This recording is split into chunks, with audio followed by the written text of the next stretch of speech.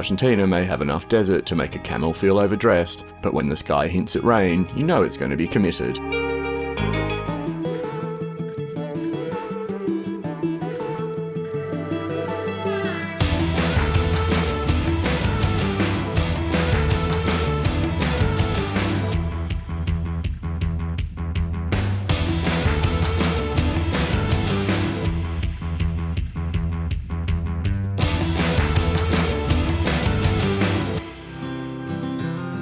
In this episode, I attempt a scenic detour back to Mendoza, rejoin Ruta 40 just long enough to get bored, then strike east to pitch camp in Via San Agustín, gateway to Dino country and the prehistoric real estate of the Parque Provincial Ischigualasto. It's been a pleasant stay at the Gran Hotel Uspallata, an oasis of green on the outskirts of the town of the same name. But day 120 is calling, and motorcycles are notoriously unsympathetic to the idea of you sleeping in. Today I'll be taking the scenic back route towards Mendoza, before reconnecting with Ruta 40 and tarmac which promises to deliver me, eventually, to San Juan.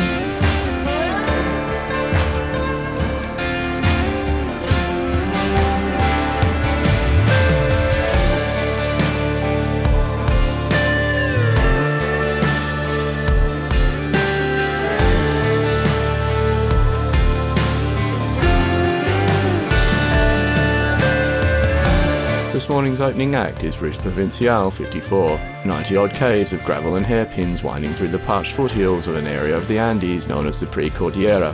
If all goes well, the road should spit me out just north of Mendoza.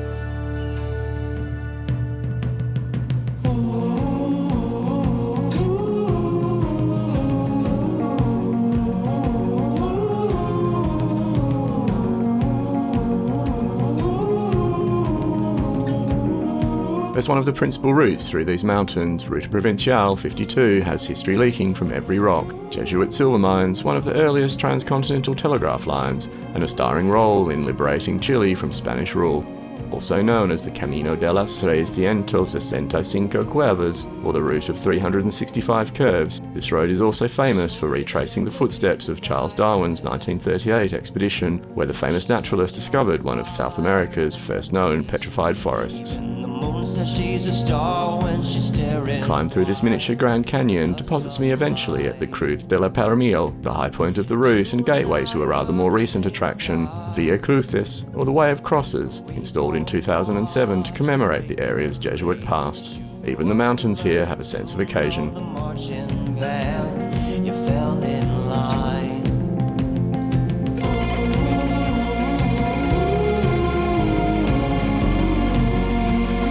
As I begin the descent, I realise I may have oversold the phrase bone dry. The ground has turned muddy, and before long the road disappears entirely and becomes a riverbed. The GoPro, naturally, is about as useful at conveying the slipperiness as a postcard is at explaining divorce. So you could draw some line of truth in the banks and in the ballrooms. What you say ain't what you do.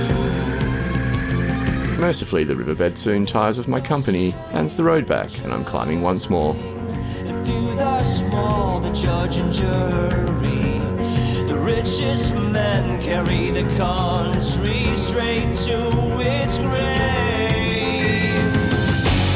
Now we've been wrong and we've been had. Another day here in the promised land. We've been wrong and we've been had. Another day here in the promised land. puddles on the road offer a preview of this area's meteorological mood swings and go some way to explaining the sogginess I've just survived. Thankfully, the rest of the high country remains stubbornly and mercifully dry.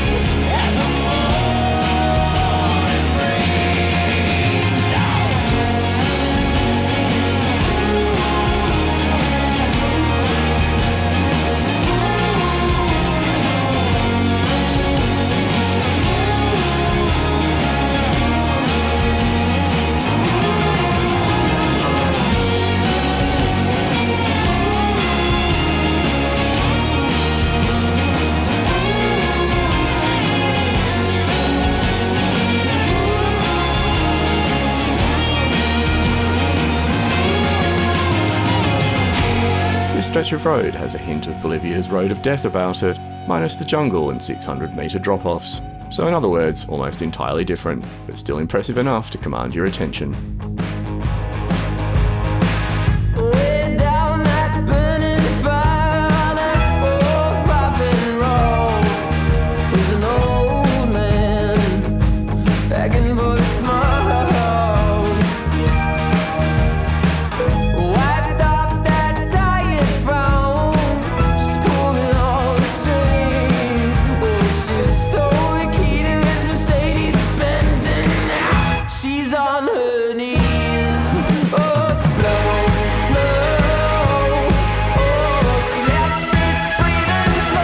Felt like an epic descent is over before I know it, not least because I wasn't filming when the gravel surrendered to tarmac.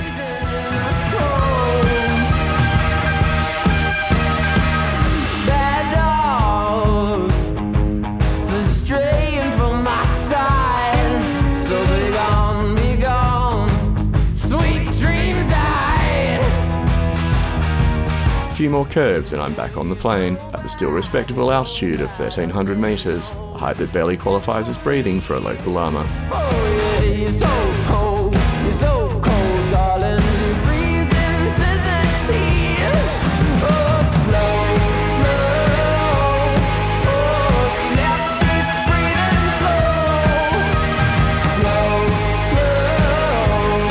oh, now she's freezing in the cold. I cut through Mendoza's northern outskirts, where the Estacio Espejo neighbourhood feels like a different planet entirely from the city's manicured streets and fashionable restaurants.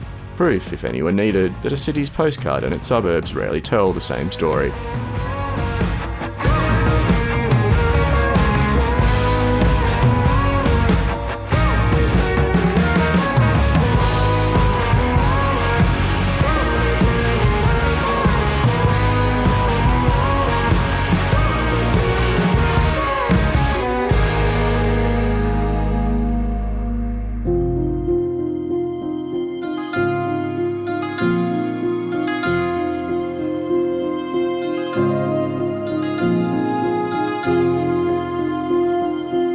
It seems muddy backroads aren't the only hazard lying in wait for the unwary rider around here.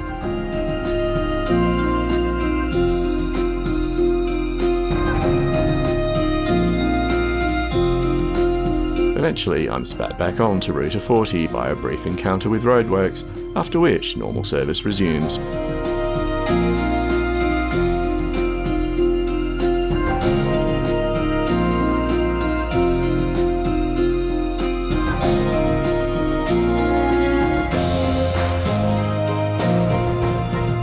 Remnants of last night's rainstorm are everywhere, to the point where a spot of wading becomes unavoidable.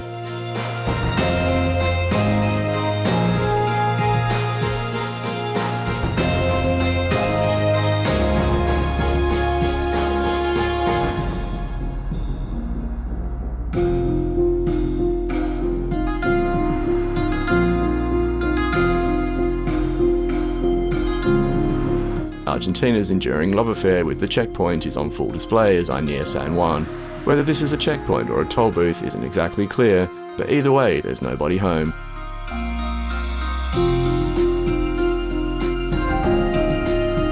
Checkpoint number 2, not far down the road, extends the same warm and entirely theoretical welcome.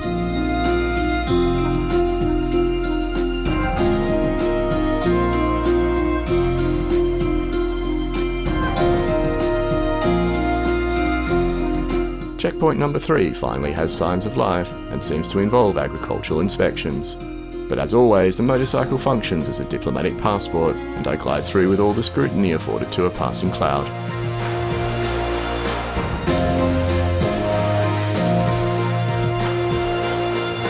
The ride into San Juan is a carbon copy of the arrival in Mendoza, open highway dissolving into the multi-lane embrace of civilization. Mercifully, it's a short-lived impersonation.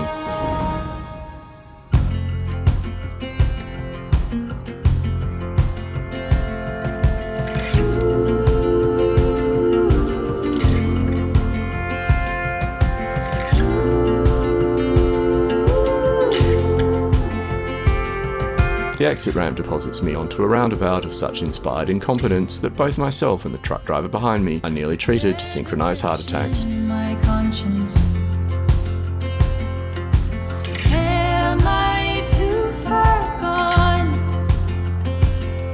Does the good mean there must be?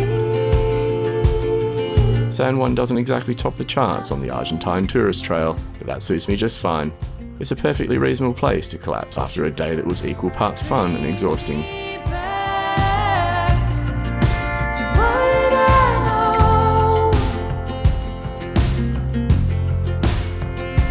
What I know is what I know. Is you are home. Day 121, and I'm riding east into a glorious morning sun. Once again, I abandon Ruta 40 for a little bit, this time in pursuit of dinosaur country and the legendary landscapes of the Talampaya National Park.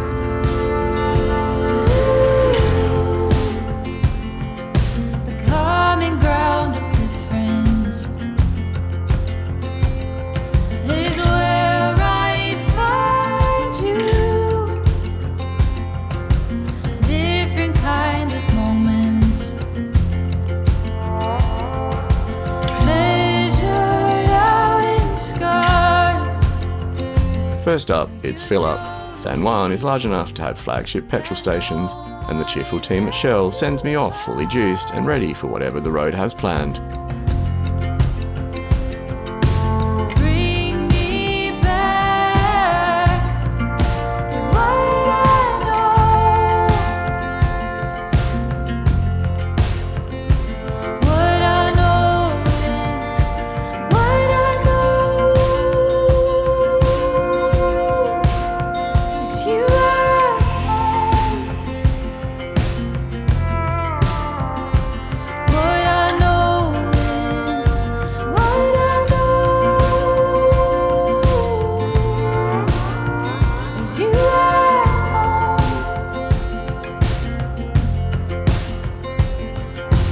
home. Before long, the city disappears behind me, replaced by open road and yet more checkpoints that remain entirely uninterested in my existence.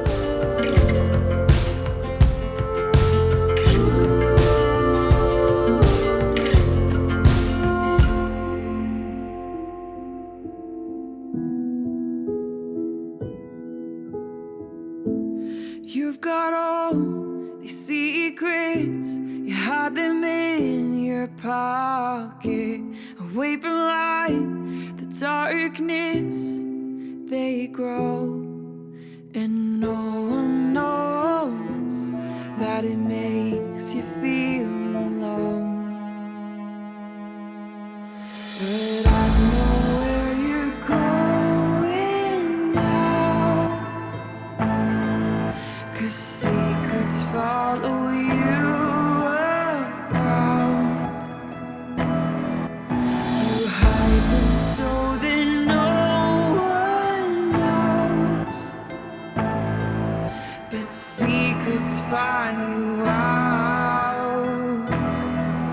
They'll find you. Swinging north, I notice a sudden proliferation of dry fords, or badenes as they're known here. In a landscape this arid, they initially seem unnecessary, like installing lifeboats in a sandpit, but one soon learns that in the desert, nature has a way of correcting your assumptions. You've got all these regrets, like skeletons in your closet. Shut the door, turn off the light, out of sight, out of mind. The rippling road and open landscape suggest that flying the drone might be fun. The area seems tailor-made for it, right up until the moment your attention wanders somewhere it shouldn't. Fortunately, the drone's unscheduled landing is softened by the shrubs, avoiding any damage and sparing me the indignity of scaling a mountain to retrieve it, as I once had to in Iceland.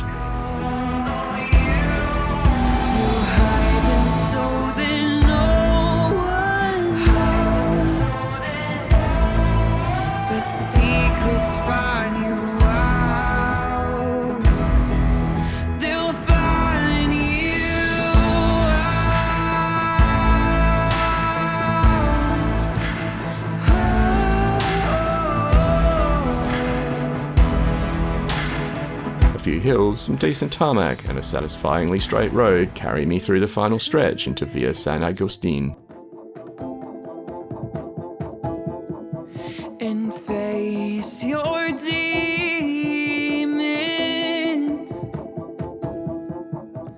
Look them. Via San Agustín is a small town, so before calling it a day, a quick scope of the local YPF station is required. There appears to be fuel, and more importantly, other people buying it, which is always a reassuring sign.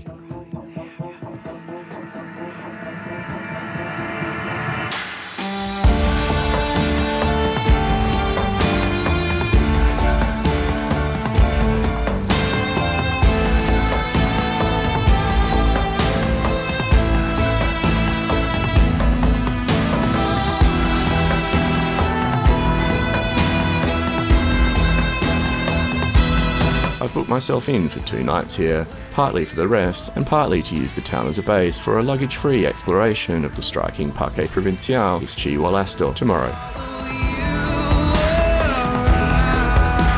The sky of questionable intentions greets me on day 122. My luggage stays behind at the pleasant Hotel Rural Luna del Valle, while the KTM and I head roughly 72 k's north to the park. The area is famous for its abundance of dinosaur fossils and sits beside the larger Talampaya National Park, reportedly home to landscapes of considerable drama. There a 40k gravel circuit awaits, should the sky permit.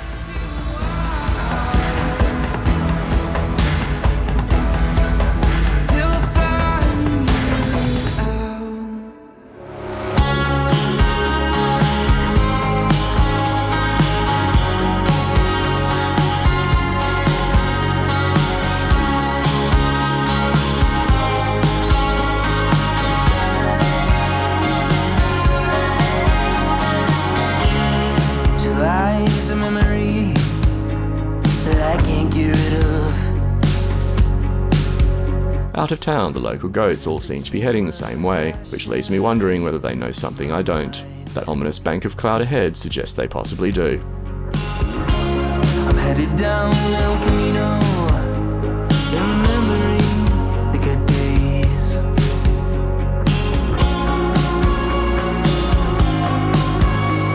I was wrong in the first place, but it doesn't matter anyway, 'cause it's one step forward, 2 right back. It's always the same old feeling. You've got my back against the wall. Turning into the park, I'm relieved to be riding away from the weather. The only problem is that weather has a habit of moving.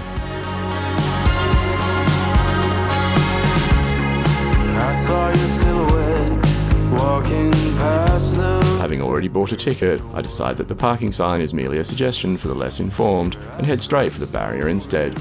like someone had cut the cord.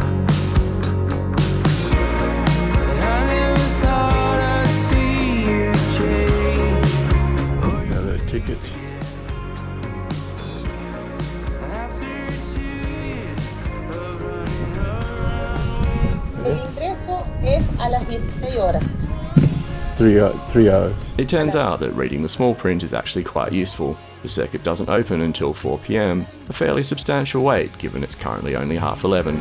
Gracias. So yes, the parking area is very much intended for me after all. The museum will have to suffice while I weigh the merits of waiting 4.5 hours against the very real possibility of being washed away by that encroaching cloud bank. If I'm being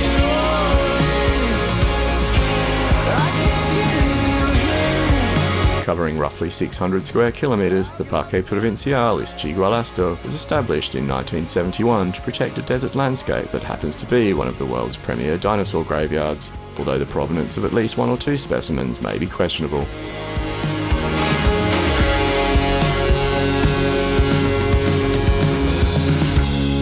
July's a memory. Most fossils here date to the late Triassic, somewhere between 225 and 230 million years ago, despite 1 or 2 exhibits suggesting a rather more recent appointment with a taxidermist. You won't find any of the dinosaur A-listers here, but the Ischigualasto Formation holds some of the world's oldest known dinosaur remains, alongside fossilised ferns and petrified trees standing 40 metres tall. Archaeologists have been poking around here since the 1940s and continue to uncover new finds.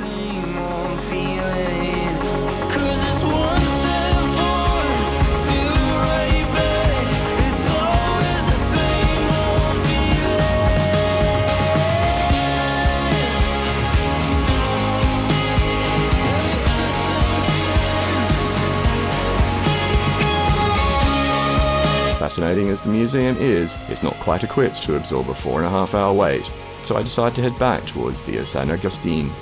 The sky, meanwhile, looks increasingly determined to make good on its earlier threats, and given the region's fondness for flash floods, being 20 k's into the wilderness on a dirt road when it does is not an experiment I'm keen to run.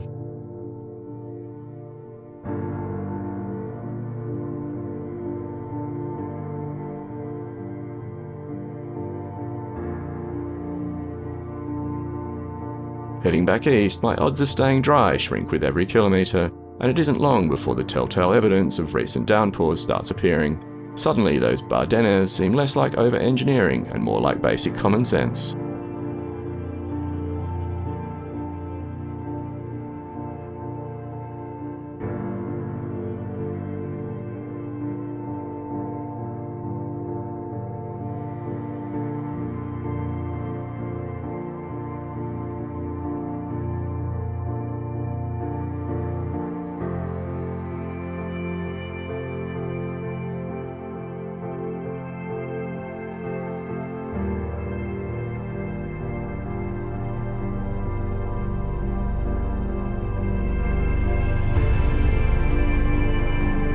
The sky eventually darkens and the promised rain arrives. I contemplate stopping for waterproofs, but decide instead to let the rain wash the 3 months of South American dust off my jacket. Remarkably, it's the first rain I've seen since I left Bolivia.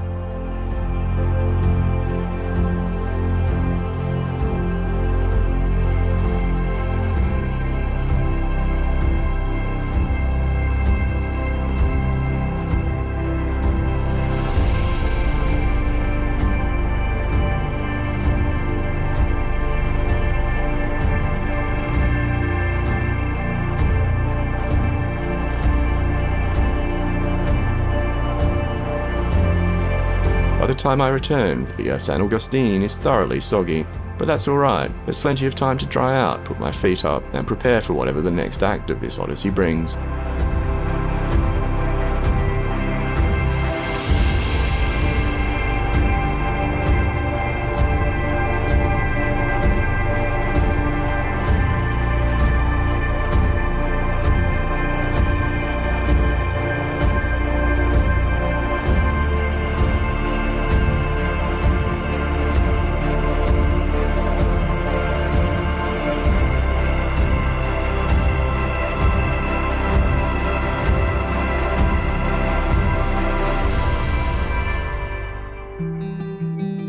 Water, mountains,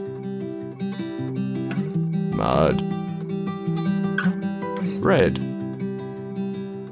puddles, rocks, bridges, and very straight roads.